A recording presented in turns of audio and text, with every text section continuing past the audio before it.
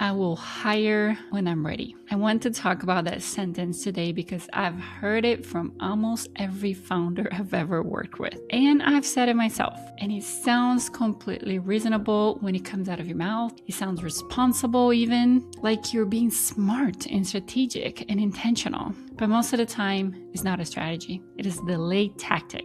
And the business is paying for it every single day you wait. Today, I want to get into what is actually happening when founders stay in operator mode too long, why the right time that you're waiting for is probably never coming, and what the real cost is. Not just your schedule, but the quality of your work to your clients and the version of your business that you are trying to build. I'm going to start with a story that I'm not particularly proud of, but I think it's the most honest way I can open this conversation. I live in a gated community, and one of the features of that is that I get a notification on my phone whenever someone comes to visit my house. A notification with their name and why they're here. One afternoon, I was at the grocery store, middle of the afternoon, normal errands, and my phone buzzed.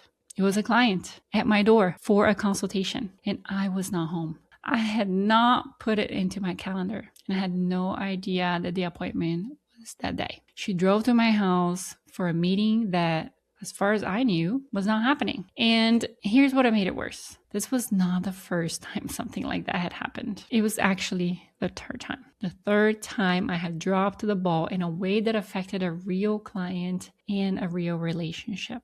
Now, I want you to know something about me. Being responsible and accountable is not optional in my world. It is a core to how I operate, how I lead, and how I show up for the people that trust me. And when I tell you that situation killed me, I mean it. Not just the embarrassment. The part where I realized that my standards were slipping. The quality of my work was starting to suffer because I was carrying too much and trying to manage it all alone. That was the moment I stopped telling myself I would hire when I was ready, because I realized that the cost of waiting was already showing up. I just had not been looking at it honestly. And that is what today is about. Here's what I see all the time with founders who are doing real good numbers. 6 figures, multi-6 figures, even 7 figures sometimes. They have real clients, real revenue, real traction, and they're still running almost everything themselves. Not because they're bad at business or because they don't know how to delegate. They don't know that delegation is a thing. Because they have been telling themselves a story. And the story goes something like this. Once I have more consistent revenue, I'll hire. Once I get through this launch, I will hire. Once I figured out exactly what I need help with, I would hire. Once things calm down,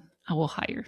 The problem is that none of these conditions ever fully arrive. Revenue gets more consistent and there's new expenses. The launch ends and the new one starts. Things calm down for a while, maybe for a week, and then life happens again. The right time keeps moving forward and you keep chasing it. Meanwhile, your business is growing, your client load is growing, your to-do list is growing, and you're the same one person trying to hold it all together. This is a capacity trap. And today I want to walk you through 4 things that are actually happening when you stay in that space for too long. The first thing I want to say is this.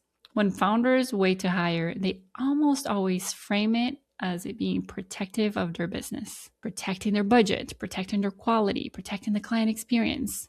And I get it. I understand that impulse completely. I was there. But here's what actually happens. Every task, every decision, every approval, every client communication, every scheduling detail, it runs through you, which means the business can only move as fast as you can move. You can only grow as much as your capacity allows, and your capacity has a ceiling.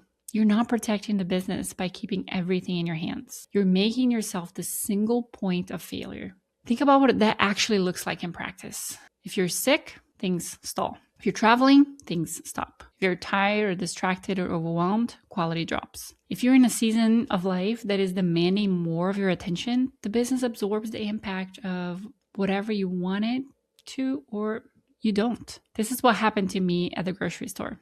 I was not lazy. I was not careless. I was overloaded. When a person is overloaded, things fall through the cracks. It is not a character problem. It is a structure problem. The question is not whether you can handle it all right now. You probably can at some level. The question is, what is costing you to do that? What is costing your clients, your team, and your business when you are trying to do everything? I want to spend some time on the second point because I think this is where a lot of founders get most stuck and the most honest with themselves. The right time is not a milestone, it is a feeling. And that feeling is tied to something that has nothing to do with your revenue or your team or your systems. It is tied to control. When you say, I will hire when I'm ready, what you're often really saying is, I will hire when I can trust that nothing will go wrong. When I can hand something off and be certain that it will be done exactly the way I would do it. And I have to say this directly, that certainly is never coming. It does not exist. Not with hiring, not with delegation, not with any part of growing a real business that involves other humans. What I see in my clients and what I experience myself is that the right time keeps getting redefined because the real issue is not the timing. It's the identity shift that hiring requires. Hiring means you're no longer the one doing it. And for high capacity founders who build something real on their own skills and their attention to detail, that is not a logistical problem. That is an identity problem, a trust problem, a worth problem. Because if you let go and it still works, what does that mean? If someone else can handle things, does that change your role, your values, your place in the business? These are the real questions. And they're worth sitting with. Because until you work through them, the right time will always be 6 months from now. People talk about the cost of not delegating in terms of time, right? And yes, your time is a real cost. The hours you spend on tasks that are not CEO level work, the decisions you're making that someone else could make, all the emails that you're scheduling and the follow-ups that are eating your week, that is real. But I think the most honest conversation is about standards. Because here's what happens when you are stretched too thin. You start letting things slip that you would never let slip if you were resourced properly. Not because you stop caring, because you're human and there's limits to what any one person can hold with full attention and full care. I dropped a client appointment 3 times. I, who prioritize accountability above most everything else in how I run my business, dropped a client appointment 3 times. That did not happen because I didn't care. It happened because I was the only one holding the system together. And when you're the only system, you are one overloaded afternoon away from failing the people who are counting on you. This is what I want founders to really hear. The cost of waiting to hire is not just your sanity and your schedule. It is your reputation. It is your client relationships. It is the gap between the experience that you want to deliver and the one you're actually capable of delivering when you are running on empty. And most founders I work with are not even aware of how wide the gap has gotten. Because when you are inside of it, you normalize it. You just push harder. We're really good at working harder. You tell yourself that you'll fix it soon. You tell yourself that it's just temporary. But if you have been saying that for more than 6 months, it is not temporary. It is your structure. And structure does not fix itself. The question worth asking yourself is this: what has already slipped that you've been too tired to even notice?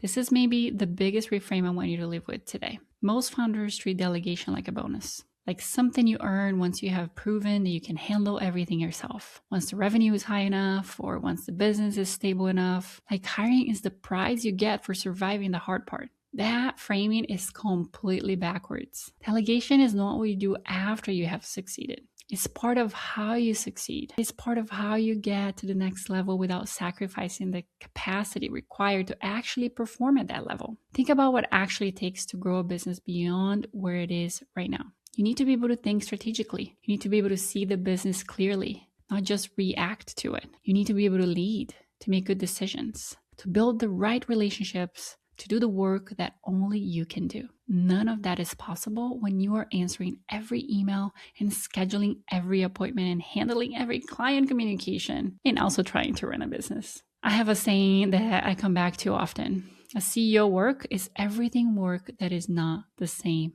thing. And the longer you try to do everything, the less CEO work it actually get done. The founders who scale, who build something that actually holds together without them running every single day, are not those who have waded into there already. They're the ones who got uncomfortable earlier than it felt safe and built the support around them before they were drowning. You do not hire because things are going well. You hire because things need to go better, and you need your attention to be somewhere it cannot be right now. Let me bring this back together. If you have been telling yourself, I'll hire when I'm ready, I am not here to make you feel bad about that. I've said it too. I lived it. And then I got a notification on my phone that a client was standing at my front door while I was at the grocery store, and I had to get really honest with myself about what waiting was actually costing me. Here's what I want you to take from today. Number one, staying in operator mode too long does not protect your business. It makes you the bottleneck. Number two, the right time is not a milestone. It is a feeling tied to control, and it will keep moving until you decide to move first. Number three, the real cost of waiting is not just your time. It is your standards, your client relationships, and the gaps between what you want to deliver and what you can actually sustain. Number four, delegation is not a reward for success. It is a requirement for it. The founders who build something real get uncomfortable earlier than it feels safe and build support before they need it desperately. If you're sitting with this episode thinking, she is describing me, good. That clarity is the starting point. And here's exactly where I'm ready to go next. I have a free resource called the 3-Day Delegation Sprint Challenge. It is linked in the description in the show notes below. This is not a passive download.